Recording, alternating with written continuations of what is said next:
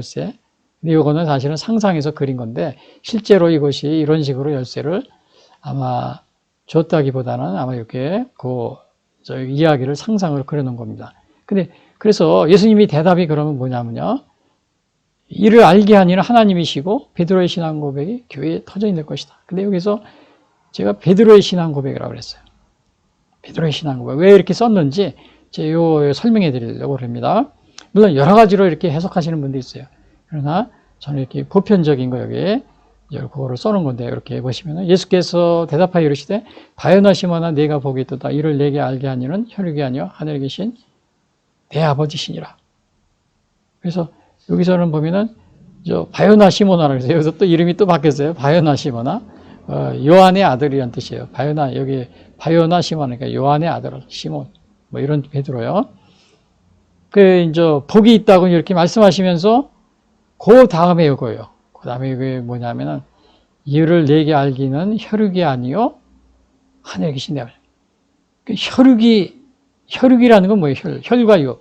여기 NIV 성경에는 blood and flesh and blood. 그러니까 우리 육체적인 그러한 그 사람이 가지고 있는 뭐예요? 지식, 지혜, 능력, 또 사람들의 가르침, 또 사람들이 준 정보, 또 교육, 그런 거에 의한 것이 아니라는 겁니다. 이를 내게 알기에는 혈육이 아니요.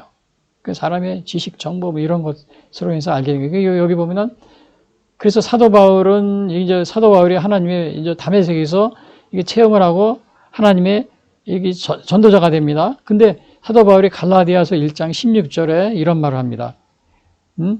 그의 아들을 이방에 전하기 위하여 그를 내 속에 나타내기를 기뻐하셨을 때 내가 곧 혈육과 의논하지 아니하고. 그래서 혈육과 의논해. 그리고 여기서 혈육이라는 거 여기 위에 써 있죠. 이를 내게 알게 하니 혈육이 아니요. 혈육이라는 건 우리가 뭐예요? 사람의 지식, 지혜, 능력, 다른 사람의 가르침, 다른 사람이 준 정보, 가족들이 준 이렇게 정보들, 그다음에 교육, 그런 거를 이제 이렇게 상징하는 거죠. 근데 바울은 혈육과 의논하지 않는 겁니다. 왜? 예수님이 그랬잖아. 이를 알게 하니 혈육이 아니요. 그러면 이게 뭐라는 거예요? 이걸 알게 한 건 뭐예요? 하나님의 이런 계시에 의해서 알게 됐다. 이것을 우리에게 여기서 암시해 주고 있습니다. 근데 여기서 이제 여기 보면 오늘날도 이제 혈육과 의논하지 않는다. 이 말을 때문에 제가 전에도 보면 많은 목사님들이 물론 지금은 모르겠어요. 전에 우리나라 기독교가 처음에 들어올 때는 박해가 굉장히 심했습니다. 제 어릴 때만 해도 그랬어요. 저희 시골에 사는 동네만 해도 예수님 교회 다니는 사람이 거의 없었어요. 시골 동네에도 200가구, 300가구 되지만은 그러니까 이제 교회 다니면은 완전히 왕따 당하거나 아니면 바보가 되는 바보 취급다. 이제 그런 시대가 있었습니다. 그게 그냥 5, 60년 전에 그랬습니다. 그래서 그 당시에 목회를 하시고 목사가 되는 분들은 완전히 가족들과 또 주위 사람들한테 완전히 따돌림 받고 그냥 핍박을 받는 경우가 많이 있어요.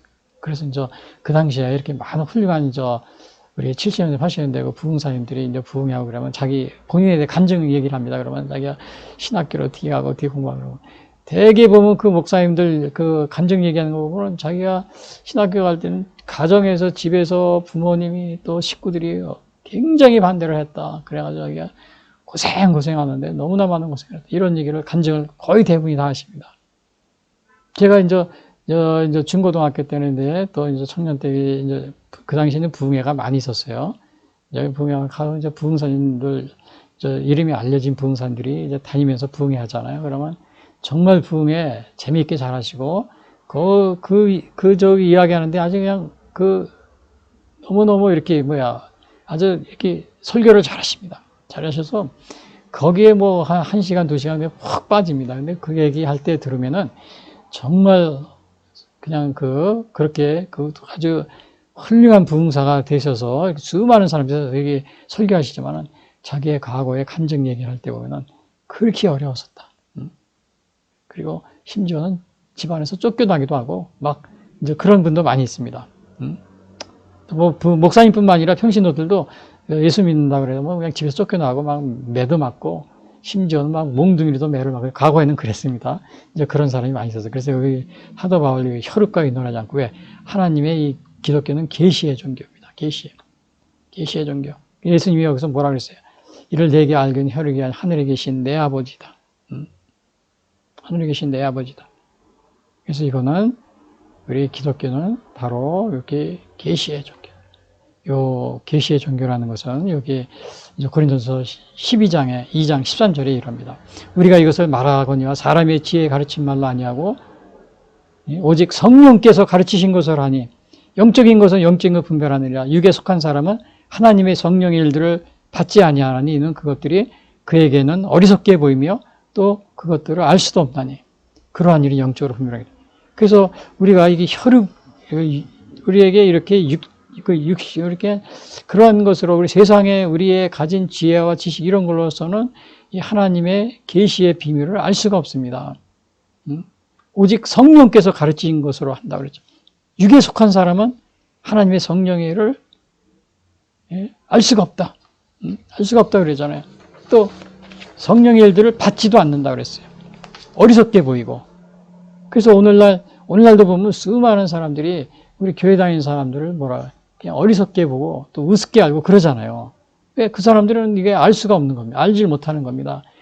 그 사람의 가진 지혜와 능력, 그 세상에서 그냥 돈 많고 지식, 좋은 대학 나오고 지식 있고 그냥 회사 사장이 이런 것만 따지지, 그 다음에 어떤 좋은 차를 가지고 있고 좋은 집에 살고 이런 거, 그 외모를 보고서 따지지, 그 외에 그 사람이 신앙을 가지고 이렇게 살아가는 그러한 모습을 보고서 정말 어리석게 생각하고 또 바보처럼 생각하고 그럴 경우가 많이 있습니다. 그럴 경우가 많이 있어요. 그런데 그러니까 세속 종교로는 깨달아 알 수가 없다는 겁니다. 우리 기독교는 성령으로 아니하거나 알 수가 없다는 거예요. 그래서 이제 우리 과거에도 보면은 기독교 이단 중에 뭐가 있냐면 펠라지우스라는 그러한 그 사상이 있었습니다. 펠라지우스. 근데 이 펠라지우스는 사람은 스스로의 의지로서 자기 자유의지로서 선악을 행할 수 있고 또 예수님의 은총 이런 거는 그거는 이제 그렇게 중요하지 않고 성령의 역사하심 이런 건 중요하지 않고 그 다음에 우리 사람의 내가 어떻게 하느냐에 따라서 우리가 구원을 할 수가 이렇게 자유로이 선과 악을 우리가 행할 수 있는 것이다. 또 이런 식으로요. 예. 그 다음에 이제 구원받고 이런 거 그렇게 중요하지 않다. 이런 식으로 얘기하는 이제 그러한 이단이 있었습니다. 근데 이거 물론 이제 성 어거스틴이 나와서 그것을 굉장히 이렇게 이제 비판하고 또 그걸 바로잡고 그랬는데요. 그리고 펠라지우스가 나중에 이것이 세미 펠라지우스라는 그러한 것으로 바뀝니다. 사람들이 비판하니까 이제 자유의지를 가지고 우리가 선악을 하는 것도 내 의지를 가지고 하는 거야. 막 이런 식으로 얘기하니까 그 세미 펠라지우스라는 사람이 세미 펠라지우스를 주장하면서 뭐라 그러냐? 그거를 어거스틴이 주장한 하나님의 은총, 은혜, 그다음에 그 세미 펠라지우스 주장하는 자유의지 이런 거를 이렇게 혼합시켜 가지고 이렇게 중간 정도로 이렇게 하게 됩니다. 그걸 세미 펠라지우스라고 그래요. 그러니까 우리가 구원을 받는 것도 사람의 자유의지와 그 다음에 하나님의 은총 이렇게 협력을 해서 이렇게 구원을 받는 것이다. 이런 식으로 그러니까 이렇게 신인 협동설이라고 합니다. 이런 식으로 설명을 합니다. 그래서 오늘날 이 카톨릭이 바로 로만 카톨릭의 세미 펠라지우스를 굉장히 사상을 많이 이어받고 오늘날도 심지어는 이제 그 비슷한 것이 아르미니스주의라든지 이런 식으로 그것이 이렇게 비슷한 유형으로 이렇게 전해지고 있습니다. 그러나 오늘 여기 성경에서 보면은 정말 예수님의 말씀을 보면은 이를 내게 알게 하는 혈육이 아니라 하늘에 계신 내 아버지다. 그래서 이것을 알게 한 사람도 뭐예요? 예? 우리가 하나님이시다. 그러니까 오늘날 성령이 아니고는 우리가 기독교는 계시의 종교인데 바로 성령이 아니고는 우리가 완전히 우리가 알 수가 없는 그러한 상황이라는 것을 여기서 예수님도 얘기해 주고 있어요. 그래서 어떻게 보면은 그 존 칼빈이 얘기한 그 전적인 타락, 그러한 것이 여기서도 이렇게 존 칼빈이 그랬습니다. 그러한 이렇게 신학을 주장하게 됩니다.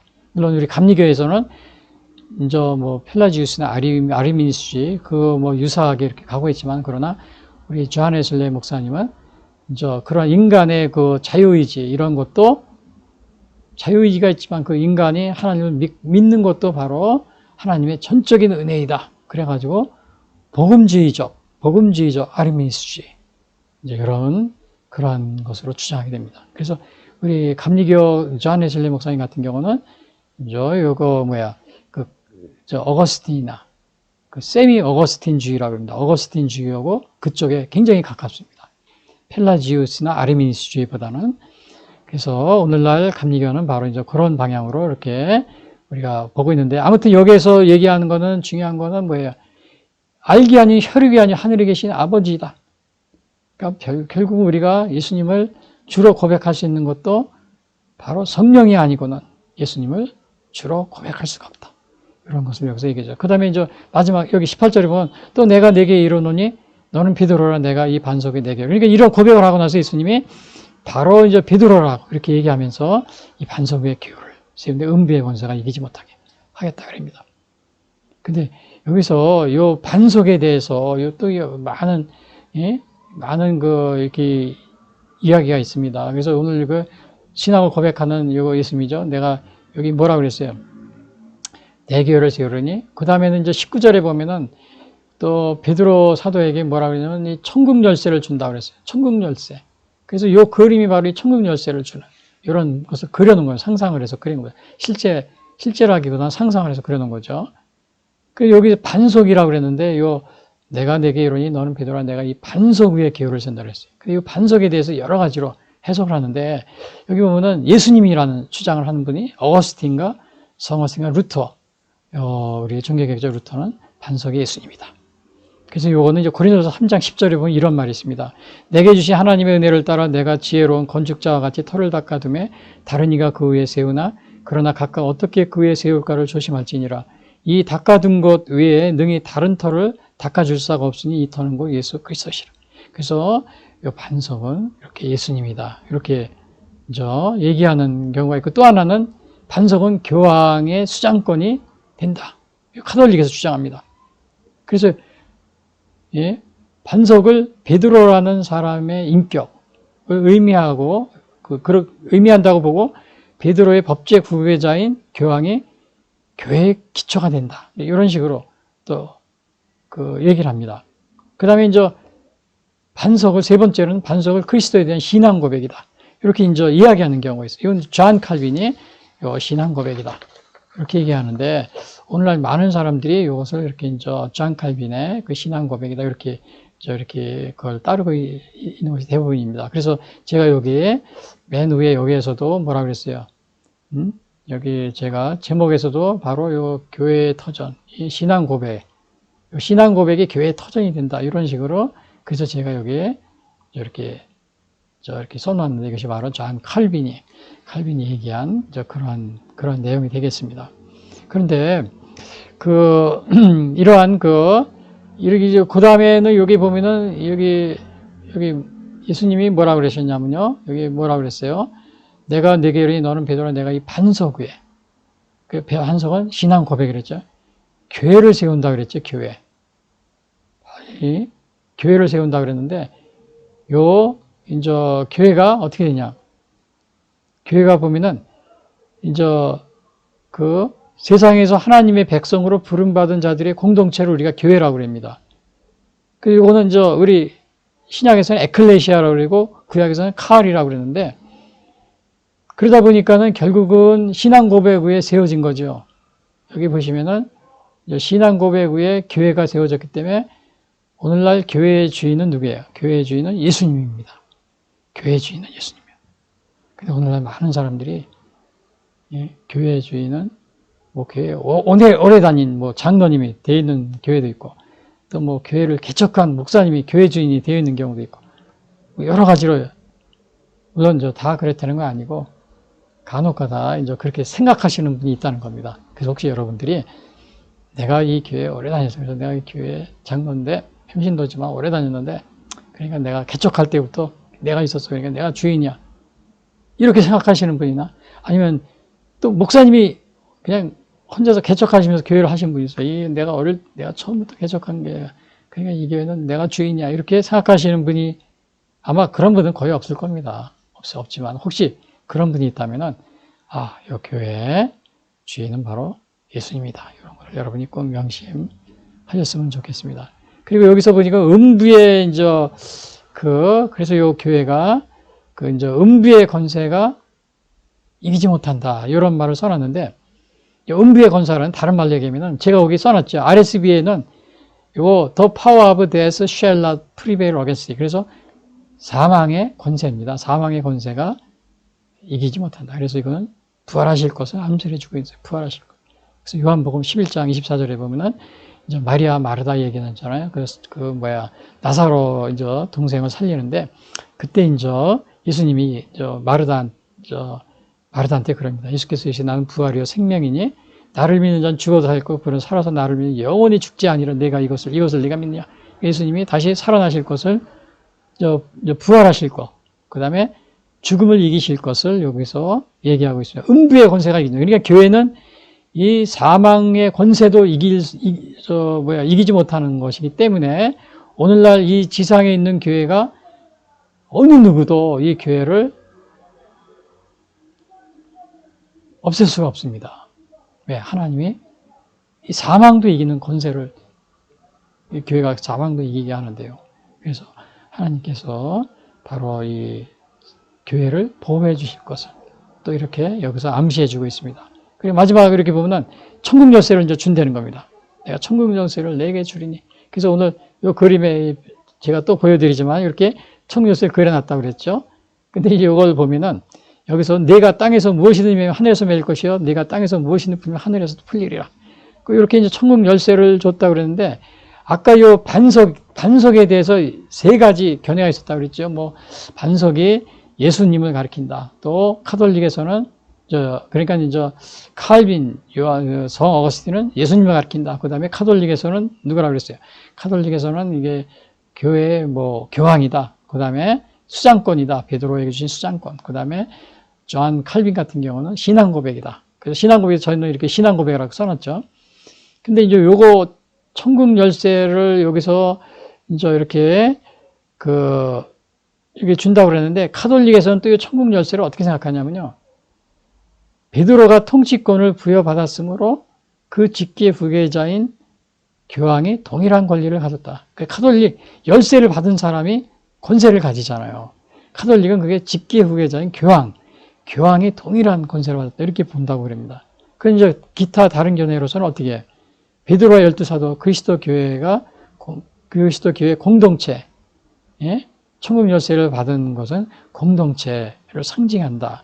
이런 식으로 이렇게 보고 있습니다. 근데 요 카톨릭의 견해가 계속해서 카톨릭이 바로 열쇠를 주는 이거 가지고 오늘날도 교황 제도를 이렇게 하면서 이렇게 바로 베드로의 통치권 또 교회의 반석이 바로 교황, 또 교황의 수장권 이런 걸 의미한다고 그러는데 근데 사실은 이 반석이 베드로가 된다면은요, 베드로라는 인격 위에 이게 교회가 세워진 것이라면은 아마 여러분도 아시다시피 베드로가 바로 뒤에서는 예수님이 십자가에서 죽을 것을 수단을 예언합니다. 예언하니까 베드로가 절대 안 됩니다. 이렇게 얘기할 때 예수님이 뭐라고 했어요? 사탄아 물러가라고 했잖아요. 이게 베드로가 순간적으로 사탄이 되는.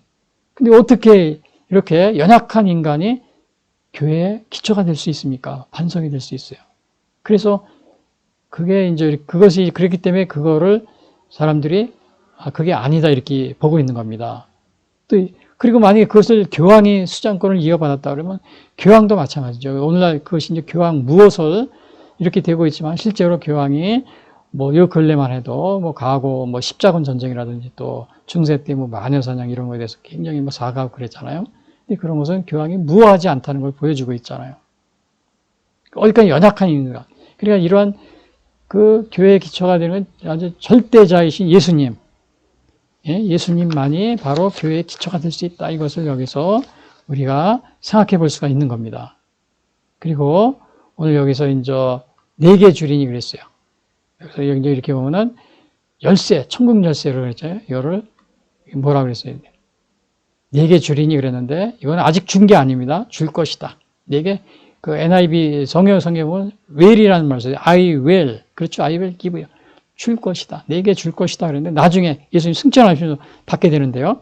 근데 여기서 이제 어떠한 것을 주냐면 땅에서 무엇이든지 매며 하늘에서 매고 땅에서 내가 무엇이든지 매며 하늘에서 풀리리라.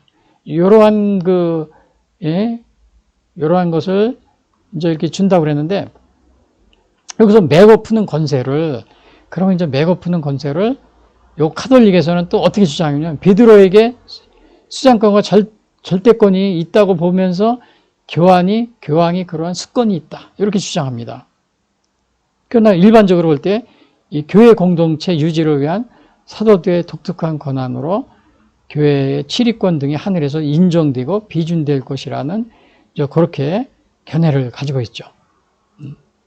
여기 이제 제 사진 때문에 잘 안 보이는데 제가 이렇게 사진 찍으면 여기 써있죠. 교회 공동체 유지를 위한 사도들의 독특한 권한으로 교회 치리권 등과 같은 것들이 하늘에서 인정되고 비준될 것이라는 견해. 이런 식으로. 그러니까는 땅에서도 매며 하늘에서 매고 그 다음에 땅에서 풀면 하늘에서도 풀린다. 이렇게 이제 그렇게 보고 있는 겁니다. 근데 이제 이렇게 제가 앞에서도 말씀드렸지만은 이렇게 교황의 천주교에서는 이렇게 이제 매고 푸는 것이 교황에게 달려 이렇게 교황의 수권을 가지고 있다. 이렇게 생각함으로써 교황 무엇을 이렇게 주장하고 그렇게 되는 거예요. 그런 식으로 발전된 거죠. 그러나 이것이 개신교회 같은 경우는 어떤 식으로 또 얘기가 하냐면요. 이게 어떻게 생각하겠어요? 개신교회인들은. 땅에서 무엇이든지 매면 하늘에서 매일 것이요. 내가 땅에서 무엇이든지 풀면 하늘. 그러니까 천주교 카톨릭 같은 경우는 교황이 그런 권한이 가지고 있다. 그리고 개신교 같은 경우 특별히 그 카리스마적인 교회가 있잖아요. 그런 데는 그 카리스마적인 그런 목회자가 대개는 이런 생각을 많이 갖습니다. 땅에서 무엇이든지 매면 하늘에서 매일. 그래가지고 교인들을 이렇게 막 카리스마적으로 이렇게 막 지배하고 심지어는 그런 이제 이단으로 발전돼가지고 교인들을 어떻게 완전히 그냥 속감해놔. 노예로요. 그래서 이제 이단에 한번 빠지게 된 사람이 나오질 못하는 거예요. 왜냐?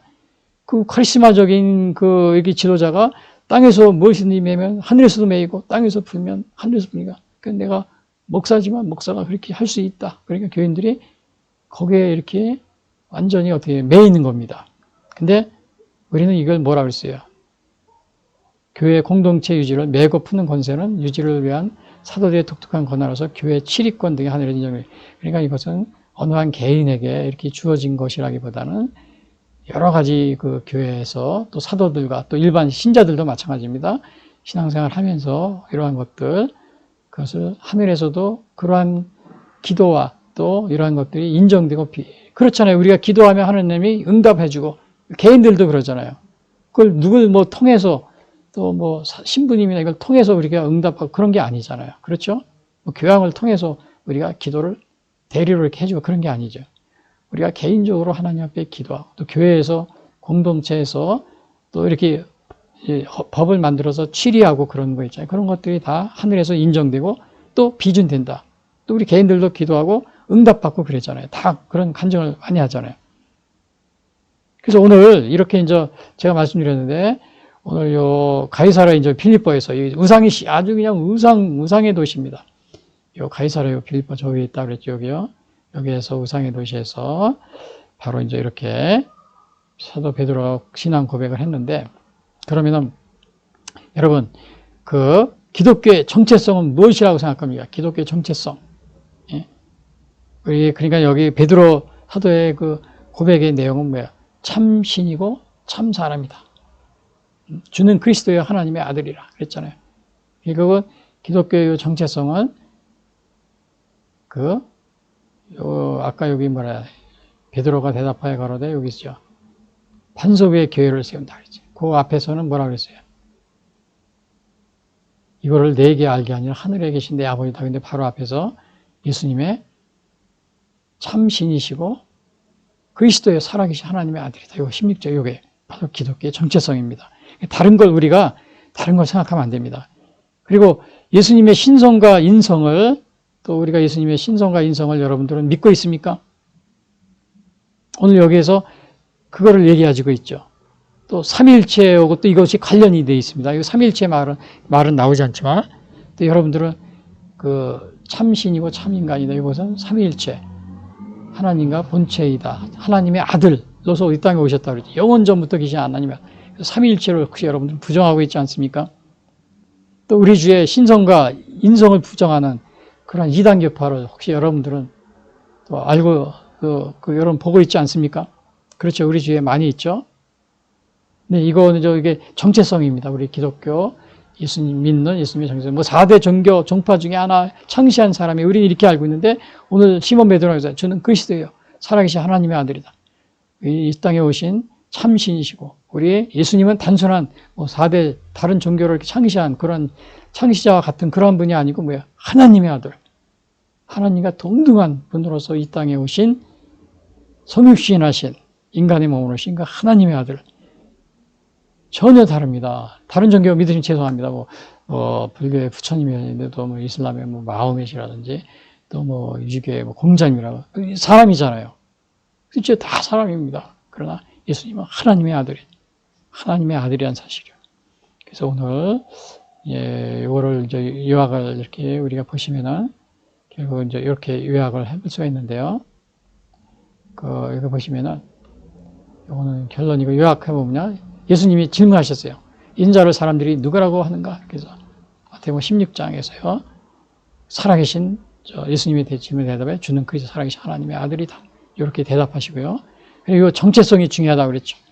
또 이 정체성은 제가 다시 또 말씀드리겠지만 각 개인 누구에게도 자기의 정체성이 있습니다. 국가에도 정체성이 있어요.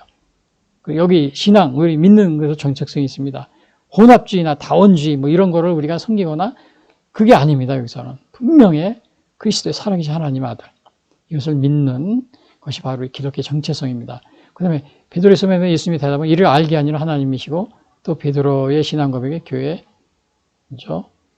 기초가 될 것이다. 이렇게 터전이 될 것이다. 이렇게 얘기해 주고 있습니다. 그러니까 바로 이렇게 예수님의 신앙 고백의 요거는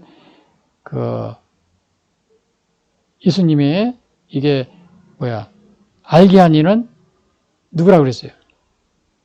예수 하나님이시다. 이거는 뭐예요? 우리가 예수님을 믿고 또 이렇게 받아들이고 또 고백하고 이런 것 자체도 성령이 아니고는, 고린도서 12장 3절에도 그러잖아요. 성령이 아니고 누구든지 예수를 주라고 할 수 없다 그랬잖아요.